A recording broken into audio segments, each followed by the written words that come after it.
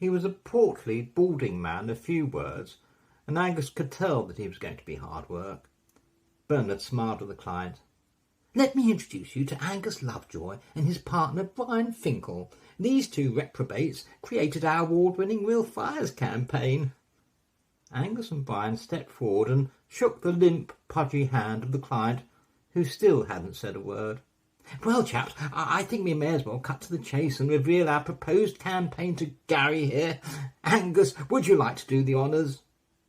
Angus was going to present, but had suddenly felt terribly anxious, and he now instinctively knew that Brian would be better with this guy. Brian would never get fazed by anything or anyone. He gestured to Brian, who picked up the cue immediately. That's what Angus so liked about Brian. He always knew the score.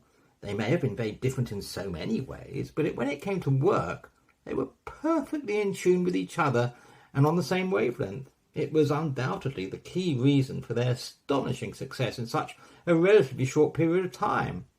Well, there couldn't have been many, if any, creative teams in the business who'd gone and won a D&AD Silver for their very first TV campaign.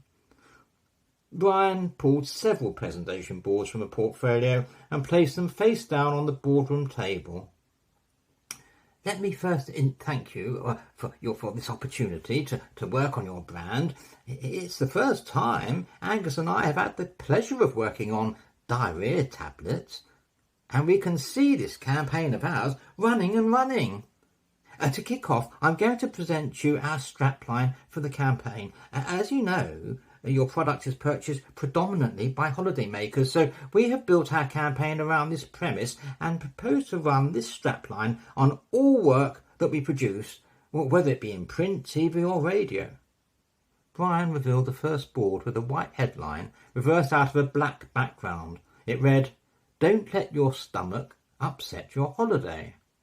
Bernard chuckled to himself while the client sat stony-faced and totally unresponsive. Brian continued in his assured manner. I'd like to show you our press campaign first," he said, and then revealed a double-page spread that was taken up primarily with images of toilets. Underneath each was a location such as the Empire State Building, New York, the Uffizi Gallery, Florence, the Scala, Milan, and so on. "As you can see," continued Brian, "we have here a veritable smorgasbord of public conveniences around the globe, and our headline reads, 'Tourist spots to avoid this summer.'" At this point the client scowled and chose to speak. "There seems to be a careless error in your layout." "I beg your pardon?" "Yes, a careless error. Third toilet from the bottom, right. It's all skew width. Like I said, a careless error." Brian laughed. "Oh no, that's not an error. It's deliberate. You have to read the title beneath it." Gary placed reading glasses on his nose and peered at the offending toilet. "Leaning Tower Pisa? I suppose you think that's funny."